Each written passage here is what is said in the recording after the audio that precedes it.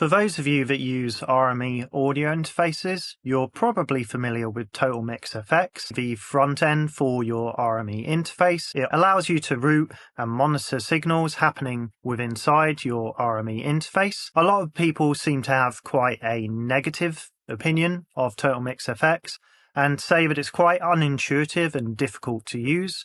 Now, I don't personally necessarily feel this way, but there are some things that I don't like about it and think could be improved. So I'd like to talk about some of these things in this video.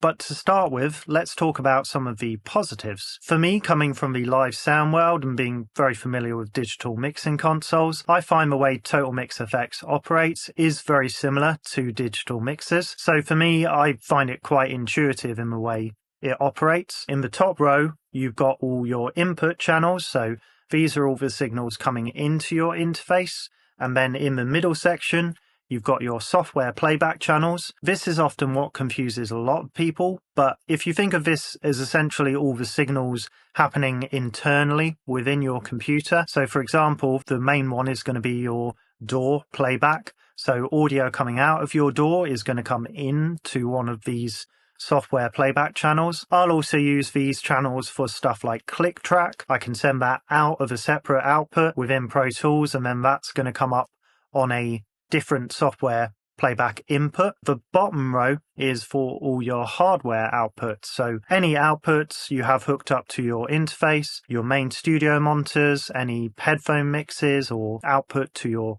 outboard gear is going to come up in these hardware output channels there. The way Totalmix Fx works is in submix mode, which is your default operating mode for Totalmix Fx. If you select any of those hardware outputs, all your faders then for all your inputs and your software playback channels are then going to be sending to that specific hardware output. So when you have your main monitors selected, any monitoring of mic signals whilst you're tracking, you then adjust the faders to monitor things how you like them. Sending cue mixes to artists, I can select any of the outputs that correspond to my headphone channels, and then I can then dial in a cue mix for that particular headphone output.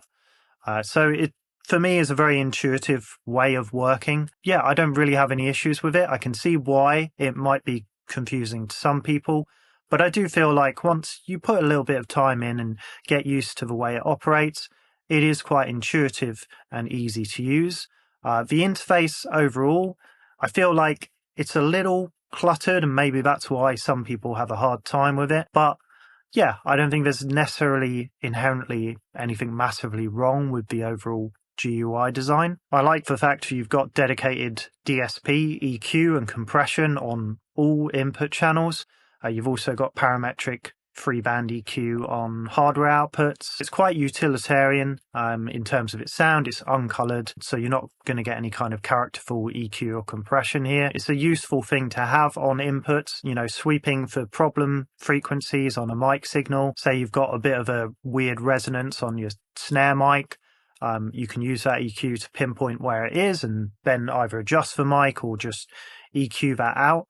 And you have the option of either tracking with that EQ and compression applied, or purely use that EQ and compression for monitoring. So I find it quite a useful thing to have, and it was one of the main selling points for me when I was buying my UFX3. The way the talkback section works, I like a lot, because you can choose which outputs you want to assign talkback to. So I can either send my talkback to any of my headphone mixes, or if I want to tell the singer that the drummer's rubbish, for example, I can just talk to the singer's headphone mix and take it out of the drummer's headphone mix. So it's quite flexible, more feature-rich than a lot of talkback functionality I've seen in other interfaces, some of which don't even have this function at all. And then you have a simple global on-off for your talkback. You can also control this by the ARC USB hardware unit if you have one of those hooked up to your interface, which I do. It's a nice comprehensive talkback function, and it's nice to have that all built in to my interface. Rme EQ.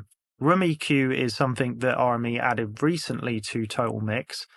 It doesn't work with some of their older interfaces that don't have any onboard DSP or limited DSP, but it does work with the majority of RME's interfaces, even older ones, so it's great to see that level of support. And Rme EQ essentially allows you to apply room correction EQ to your monitors or, to any other hardware output. This is a super useful thing to have built into your interface without having to buy any additional software or hardware. For me, it's great that I can keep it all within the Rme ecosystem and I don't have to rely on anything external. You can download Rme EQ Wizard, which is completely free software, and with any measurement mic, I have one of the cheap Behringer measurement mics. You can take your room measurements and then this will output as a text file, which you can then input the data from that text file into your room correction EQ within Totalmix Fx. Whilst it is a little limited, it's not as comprehensive as the commercial products out there. You only have 9-band EQ on the Rme EQ, although you can combine this with the channel EQ for an extra 3 bands, so 12 bands altogether, and I've found that's enough for me to kind of address the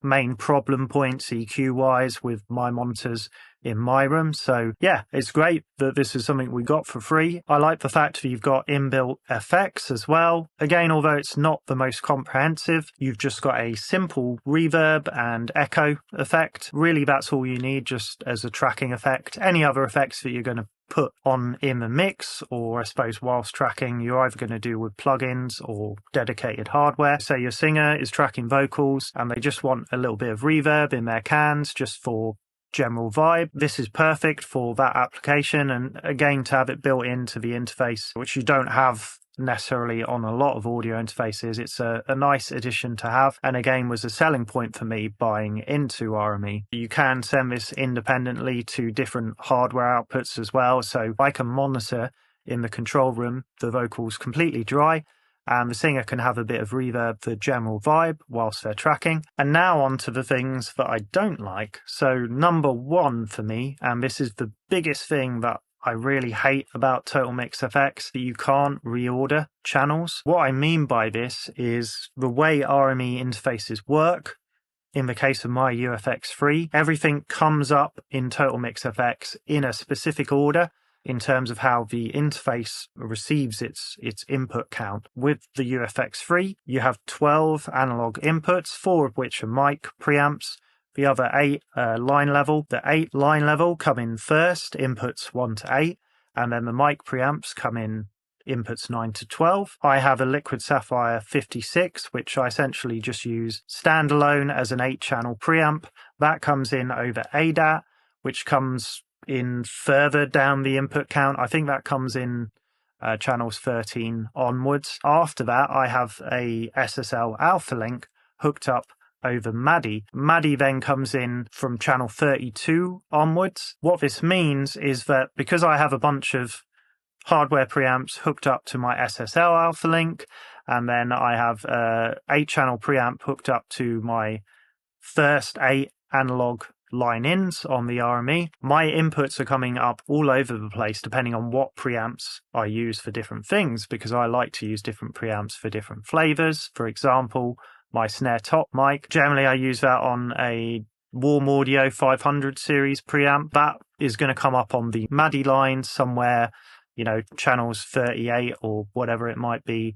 But then I've got my other drum mics on channels 1 to 8, and then my overhead mics might be on channels 13 and 14 or something like that, and I can't put those in any kind of logical order, which would make sense. Normally you're going to have your drums like kick, snare, hats, toms, overheads, room mics, so on, but instead I've got channels coming up all over the shop in no kind of sensible order. This makes it a bit of a nightmare whilst you're tracking when you're trying to monitor things. I've got channels coming up all over the place. I go to check my snare mic and I've got to scroll all the way along to my MADI lines, and then I've got to go back to my kick mic or overheads or whatever, and it just makes things very confusing. Visually, you can't see what you need to at a moment's glance. Headphone monitoring as well, because I give the artists an iPad running the Totalmix Fx remote software, so they can sort of adjust their own cue mixes. It doesn't make a whole lot of sense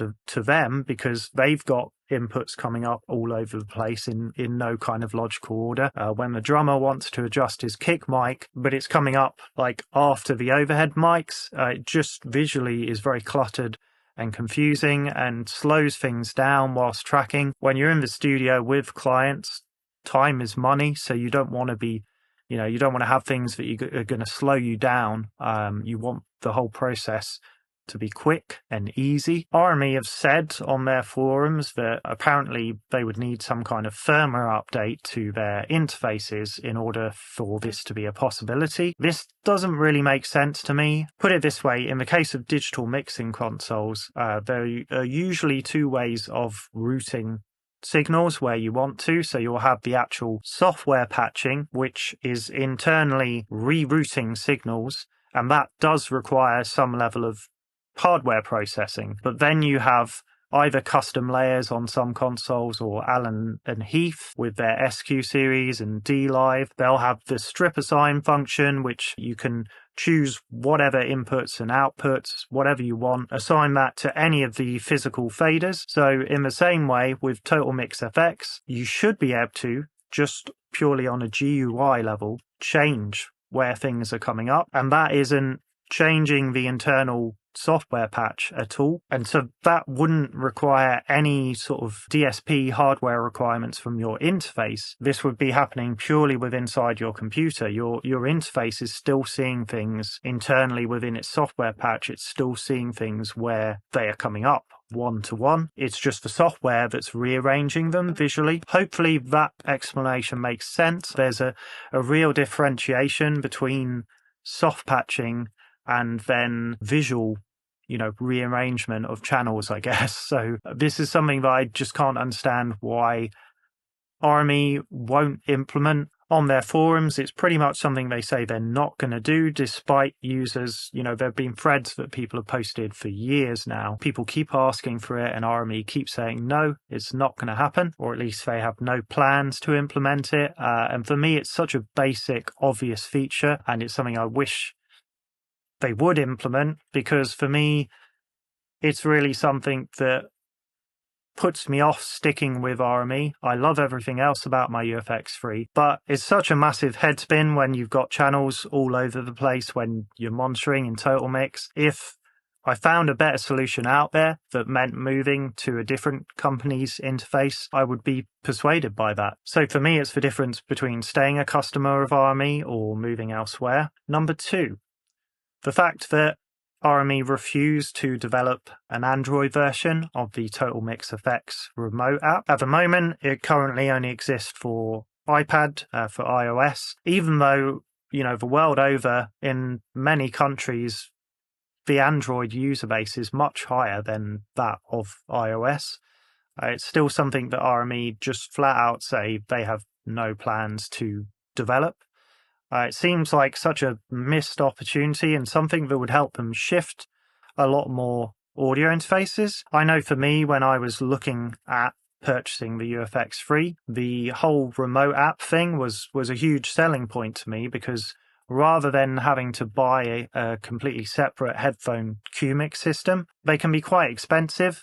This was something that was entirely free that existed within the Totalmix software. For me, it was a great selling point. I have a ton of Android tablets lying around, and I could have repurposed them. Instead, I had to go out and buy a couple of old iPad 2s, which granted, I got them very cheap off eBay. I think I spent about 40 quid, so it's not a lot of money. They support the iOS platform really well, and the app runs great on the latest iPad or an old iPad 2.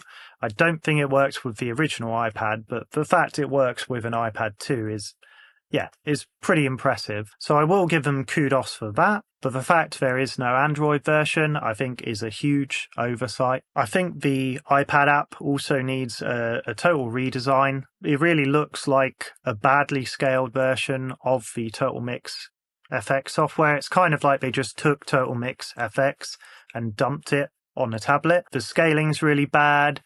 You've got to scroll and swipe around a lot to get wherever you want to. It's not horrible, It's easy enough for an artist to use, but I do think it could be a lot better, and I do think they need to redesign it just to make it work better for tablets. Number 3 is the integration with the Arc USB hardware controller. I bought one of these shortly after buying my UFX3. One of the biggest selling points for me was the fact that it can essentially act as a digital monitor controller, and you have a jog wheel on it where you can control your monitor level and then any headphone levels and so on. You've got talkback control. You have a bunch of custom assign keys where you can load up different snapshots, and there's quite a lot of flexibility there, but at the same time I feel like it's quite lacking in terms of what can be assigned to the Arc USB, and I wish there was more comprehensive control over Totalmix Fx. Simple stuff like you can't load different workspaces. I would love to be able to have a workspace saved as drum tracking, where I have all my different channels labeled up for the drum mic, so I'm going to use as a general drum template, and then have one for tracking vocals and so on, and be able to load those up at the push of a button. But as it stands, you can only load up snapshots, which snapshots don't keep channel naming within them, so that is tied to workspaces and not snapshots. I wish you could do like macros and stuff like that if it worked in that kind of manner. The way of assigning controls feels quite archaic and outdated, so this is something I'd love to see improved. As it stands, I think what you pay for the Arc USB, whilst it's not the most expensive thing, it's expensive enough where I do feel a little shortchanged by its functionality and integration with Totalmix. Number 4, going back to the whole scaling thing with the iPad app, in a similar manner with the desktop Totalmix software, the way that scales is just not very good. And I know this is, it's not just me that has complained about this. You can't scale the window to fit your entire desktop screen, which seems really weird to me. Apparently it's something to do with the environment that Rme coded it in. I don't know much, if anything, about software development, so yeah, I don't know the ins and outs of it, but it's to do with how they coded it, and they would need to essentially rebuild the software from the ground up, which would be a whole lot of work. So I can understand why that's something they can't implement, but I would love to see better scaling of the software. As it stands, you just have different scaled zooms. So there'll be like 100%, 125 and 150 and so on. The difference between those, if you go past 100%, it just seems to not scale correctly to your monitor, and it will just be bigger than your screen. So it's not very useful. The interface for Totalmix Fx is quite cluttered and everything's quite small. So being able to maximize on the real estate of your desktop would be a welcome change. And lastly, number 5 is the attitude of Rme on their user forums. Having seen and having posted myself some complaints, some things that I'd like to see addressed about Totalmix Fx, which I've gone over in this video, I've seen numerous other people make posts requesting these same things that I've talked about, and Rme consistently will shut down all those posts with quite cold, unapologetic responses. There's something that just rubs me the wrong way about the way they respond to their user base, which I know is not just me. I've heard other people say the same thing. On the one hand, and this is one of the things that made me buy into Rme, their driver support is world class. They're some of the best in the industry. They still support old interfaces, decades old, that they've long since discontinued with up-to-date drivers, which, is world-class customer support and customer service. But the way they respond to their users about feature requests with Totalmix seems kind of at odds with that ethos. I think some of it might be a bit of a language barrier thing. I believe Rme are German, and maybe it's just a language and cultural thing from the developers of theirs that respond on their user forums. That might be something to do with it, but yeah, generally I think they kind of need to just work on how they address their user base a bit more. I know for me, as somebody who spent a few £1,000s, which is no small amount of change. Having spent that amount of money on an RME interface, I kind of expect to be listened to a little bit more. Not that I expect that they can implement, everything that myself or other people request. Of course, I understand sometimes there are just real limitations and reasons why it might be difficult or impossible to implement certain things.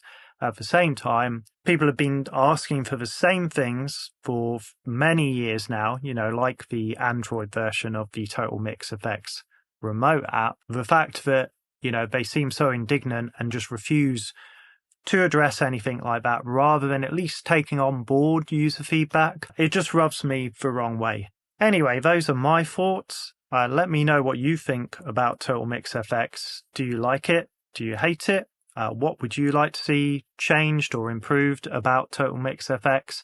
Give the video a like if you enjoyed it and subscribe to the channel, and I'll see you again in the next one.